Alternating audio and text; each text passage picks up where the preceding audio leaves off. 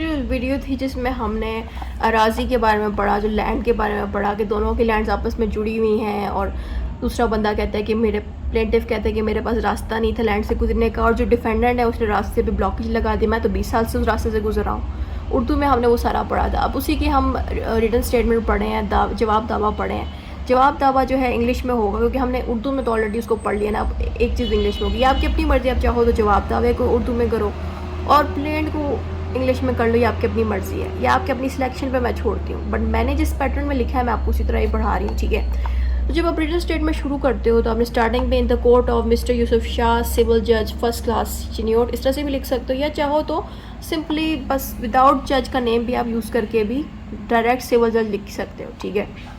लेकिन residency show करनी चाहिए। यहाँ पे चिन्योट लिखा है तो यहाँ पे आप लाहौर, पेशावर, कराची जहाँ से भी आप बिलोंग करें वो लिखो, ठीक है। In register Zahoor Ahmad versus Ali Nawaz, तो जिनका आपने नेम अपनी उर्दू में लिखा था ना उन्हीं का नेम आपने इंग्लिश में लिखना है लाजमी। क्योंकि देखो आप नेम अगर चेंज कर दोगे फिर तो स्टूपिड आप लगोगे कि आपने प्लेंटिव में कोई और बंदे लिखे हैं यहाँ कोई और। ये गड़बड़ नहीं करनी, नाम आपने सबके सेम टू सेम ही लिखने हैं। फिर उसके बाद आता है suit for declaration with permanent injunction, ये भी मार्कर से आएगा। बाकी सारा पेन से आएगा। ये स्टार्टिंग वाली लाइन मार्कर से, ये भी मार्कर से, ये भी मार्कर से, ये भी मार्कर से, ठीक है। बाकी सारा प्लेन पेन से जो पॉइंटर और बॉल पेन हम यूज़ करते हैं बाकी सारा उसी से ही आएगा, ठीक है। फिर आता है रिस्पेक्टली शव इट। पहली लाइन में आपने सूट बता दिया, प्लेन के अंदर जो भी सूट लिखा होता है वही आपने इंग्लिश में लिख दिया।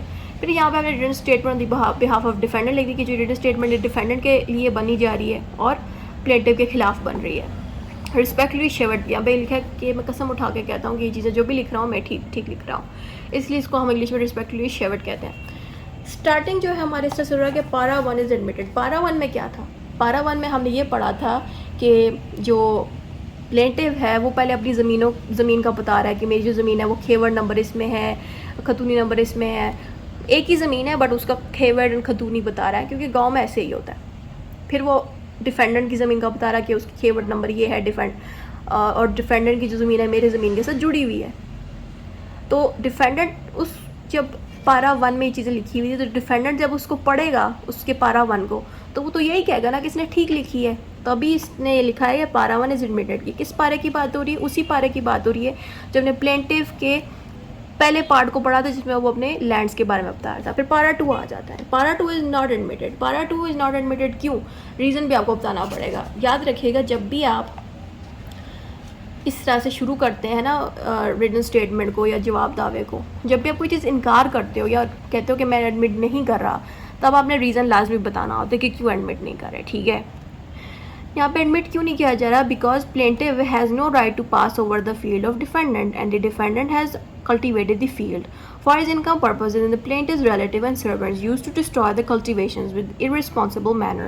यहाँ पे डिफेंडेंट प्लेंटिव की शिकायत कर रहा है। पहले तो प्लेंटिव ने डिफेंडेंट की शिकायत की, उसे दूसरे पार्ट से कहा कि मैं जो है इसकी लैंड से 20 साल से गुजर रहा हूँ और अब इसने वो रास्ता रोक दिया। ये बात उसने पार्ट 2 में गई, ठीक है।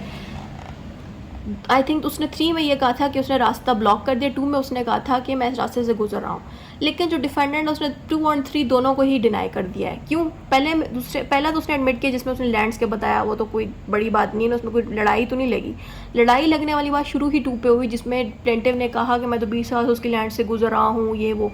लेकिन डिफेंडेंट ये कह रहा है कि जो प्लेंटिव है ना उसके पास राइट नहीं है कि वो मेरी लैंड से गुजरे, और जब भी वो मेरे लैंड से गुजरते हैं उसके जो रिलेटिव्स हैं और जो सर्वेंट हैं, जो नौकर हैं, वो मेरी फसलों को ख़राब कर देते हैं, ठीक है। ये बात प्लेंटिव कह रहा है। फिर उसने और क्या कहा?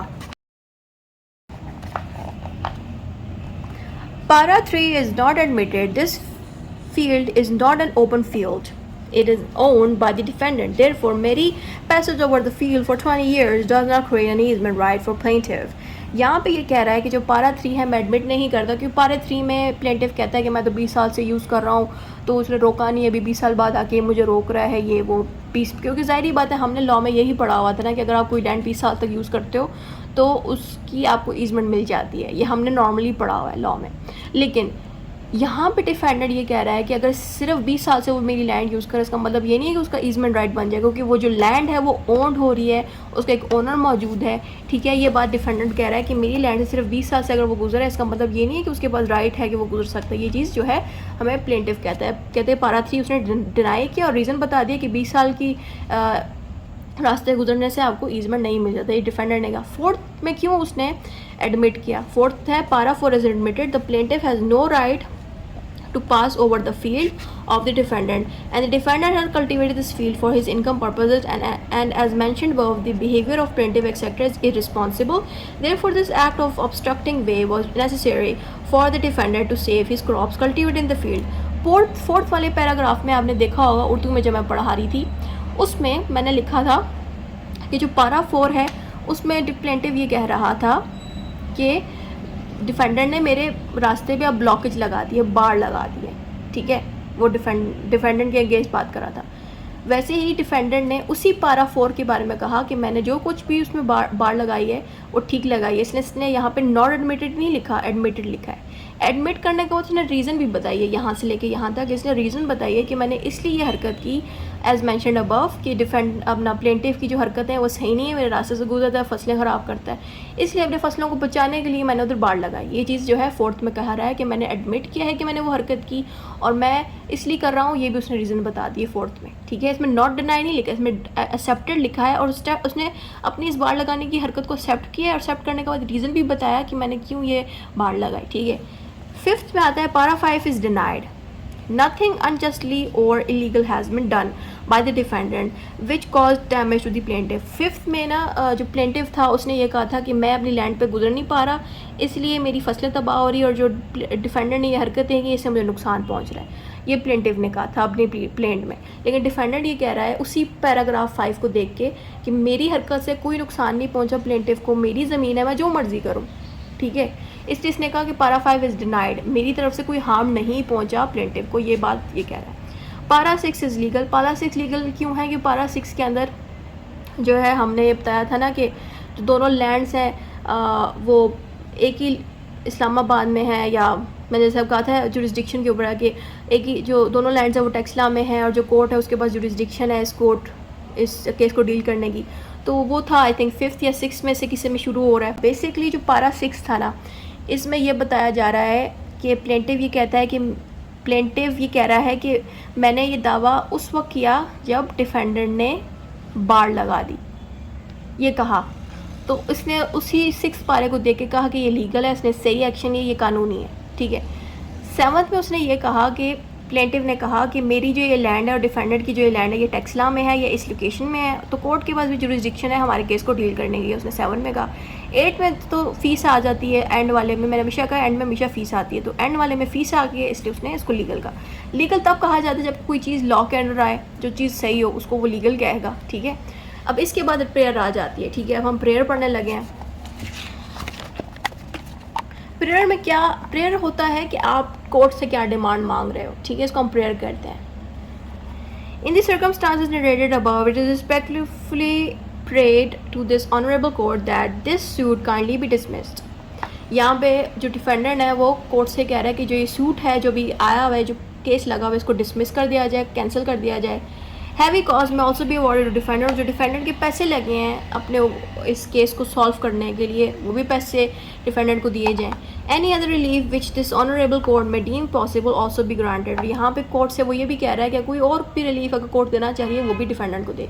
जो भी हमने उर्दू में पढ़ा था उसी की ही लगभग इंग्लिश है ये सेम, ठीक है। और बिल्कुल इसके इस लाइन पे आपने डिफेंडेंट का नेम लिख देना है, सामने देखो डिफेंडेंट का यहाँ पे नेम आ गया, ब्रैकेट में हमने डिफेंडेंट लिख दिया है, फिर ये आपने बोल्ड मार्कर से लिख देना थ्रू कौंसल, उस कौंसल का नेम यानी उस एडवोकेट का नेम लिख, जैसे मैंने अपना नेम लिख दिया यहाँ पे, और मैंने एडवोकेट हाई कोर्ट साइन का हेडिंग नाम दे के फिर मैंने कोई भी रैंडम शब्द साइन कर दिया, और फिर मैंने इस लाइन पे वेरिफिकेशन की हेडिंग दे दी है, फिर मैंने वेरिफिकेशन को बोल्ड मार्कर से लिखा है, ठीक है, मैंने वेरिफिकेशन को बोल्ड मार्कर से लिखा, फिर मैंने यहाँ लिखा it is verified on oath at Chiniot that contents of this written statement are true according to my belief and knowledge. यहाँ भी ये कह रहे हैं कि जितना भी कि मैं चिन्यूट में रहता हूँ, आप चिन्यूट में अगर नहीं रह रहे, आप लाहौर में रह रहे हो या कहीं पे भी पाकिस्तान के किसी भी एरिया में रह रहे हो, आपने उस जगह का नाम लिखना है और कोर्ट का भी वही नाम लिखना है जिस कोर्ट जो आपकी जो लोकेशन है उसी के ही कोर्ट का नाम देना होता है, ठीक है।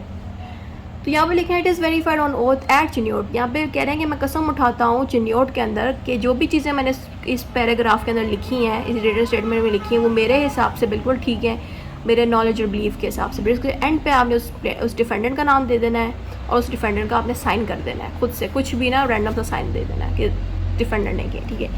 तो ये सारा था पैटर्न, और ये सारा था किस तरह से आपने देख लिया होगा कि मैंने किस तरह से इस पैटर्न को लिखा है, किस तरह से मैंने इसको स्टार्ट किया है, कहाँ एंड किया है, किस तरह से लिखा है। याद रखिएगा जो ये रिटन स्टेटमेंट है ये उन्हीं पॉइंट्स के साथ चलेगी जिन पॉइंट्स को हमने प्लेंट में लिखा है, यानी कि प्लेंट जब आप अटैम्प्ट करोगे ना उसमें जो नंबर्स लगे होंगे उसी नंबर्स के हिसाब से ये बनेगा। लाइक अगर प्लेंट में 8 पॉइंट्स बन रहे हैं इसमें भी 8 बनेंगे, प्लेंट में अगर 12 बन रहे हैं इसमें भी 12 बनेंगे। समझ आ रही है? जो प्लेंट लिखते हो उसी की रिटन स्टेटमेंट बनती है, ठीक है। तो ये सारा हमने अब तक रिटन स्टेटमेंट एंड प्लेंट पढ़ी थी। अगर आपको ये वीडियो अच्छी लगी आप इस पर मज़ीद कन्वर्सेशन कर सकते हैं कमेंट्स पे कि आपको किस और टॉपिक पे वीडियो चाहिए, मैं वो टॉपिक को ढूंढूँ फिर उस पर वीडियो बनाऊँ, ठीक है।